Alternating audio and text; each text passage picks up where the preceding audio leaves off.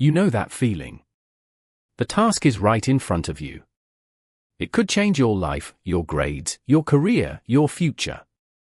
It might only take 20 minutes to start, but instead, you check your phone. You scroll one more video. You suddenly feel hungry. You clean your room. You open YouTube. And you promise yourself, I'll do it later. But later never comes. And every hour that passes makes you hate yourself a little more. Here's the terrifying part: procrastination is not laziness. Your brain is actively fighting against you.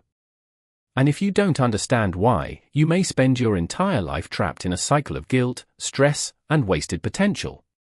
Because procrastination is not about time. It's about pain. Most people think procrastination happens because people are lazy. That's wrong. In fact, some of the biggest procrastinators are intelligent, ambitious, creative people. Students who dream big. Artists with amazing ideas. People who desperately want to succeed. So if they care so much, why can't they start? Because the human brain is not designed to prioritize long-term success. It prioritizes immediate emotional comfort. Your brain has one main job: keep you safe. Keep you comfortable. Avoid pain. And unfortunately, hard work often feels painful. Not physical pain. Psychological pain. The pain of failure. The pain of uncertainty. The pain of looking stupid. The pain of not being good enough. So when you sit down to work, your brain panics. And it searches for escape routes. That's why suddenly everything becomes more interesting than the thing you actually need to do.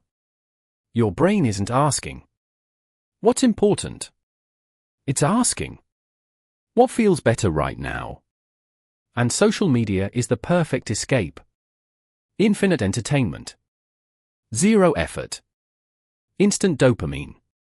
Meanwhile, your goals? They are slow. Uncertain. Stressful. So your brain chooses the easier reward. Again. And again. And again. Until procrastination becomes automatic. Most people think procrastination is a bad habit. But it's closer to an addiction.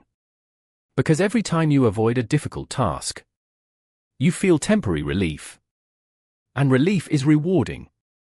Imagine you have a huge assignment due tomorrow.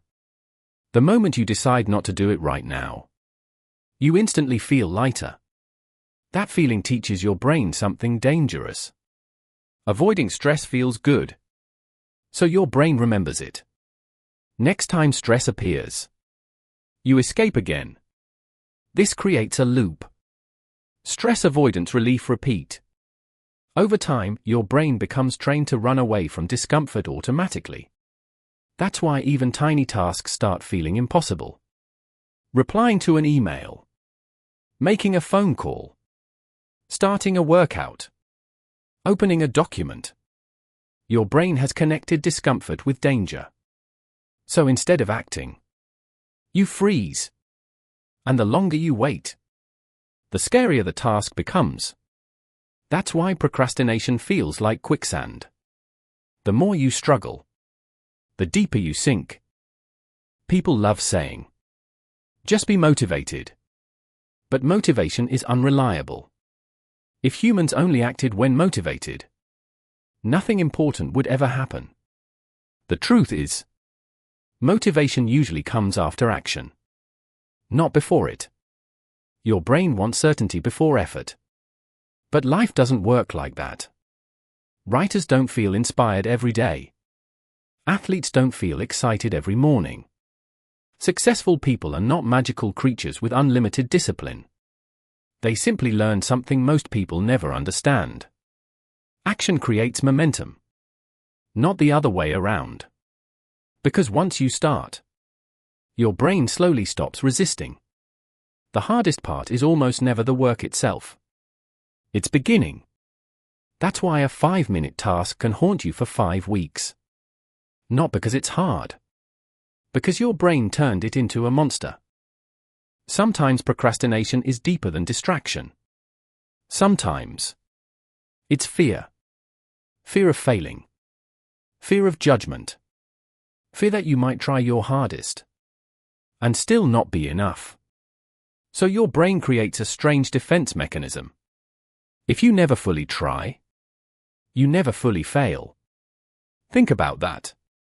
Procrastination protects your ego.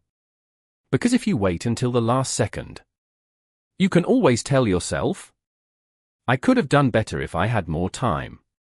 That excuse protects you from a more painful thought. Maybe I'm not as capable as I hoped. And that fear silently destroys millions of lives. People don't chase dreams because failure feels unbearable. So they delay. And delay. And delay. Until eventually, their excuses become their identity. So how do you fight procrastination? Not with motivation. Not with guilt. And definitely not by screaming at yourself. You fight it by understanding your brain. First, stop waiting to feel ready. You will almost never feel ready. Second, make tasks smaller. Your brain fears huge emotional pressure. Finish the entire project feels terrifying. But work for 5 minutes. That feels survivable. And strangely, once you begin, continuing becomes easier. Third, remove easy escapes. Your environment shapes your behavior more than your willpower. If your phone is beside you, your brain will reach for it. If distractions are available, your brain will choose them. Make distraction harder. Make action easier. And finally, stop identifying yourself as lazy. Because every time you say, I'm just a procrastinator, your brain accepts it as identity. And identities are powerful. Instead say, I'm learning to take action even when it's uncomfortable. Because discipline is not something people are born with. It's something they train. One uncomfortable action at a time. Right now, there's probably something you've been avoiding. A dream. A decision. A conversation. A goal. And deep down, you already know what it is. The scary truth is, your life is shaped by what you repeatedly avoid. Every delayed action slowly becomes regret. And regret is far heavier than effort will ever be. So maybe the goal today is not to change your entire life. Maybe the goal is smaller. Open the document. Make the call. Write the first sentence. Start before you feel ready. Because the people who change their lives are not the people who always feel motivated. They are the people who learned how to move, even when their brain begged them not to. And that changes everything.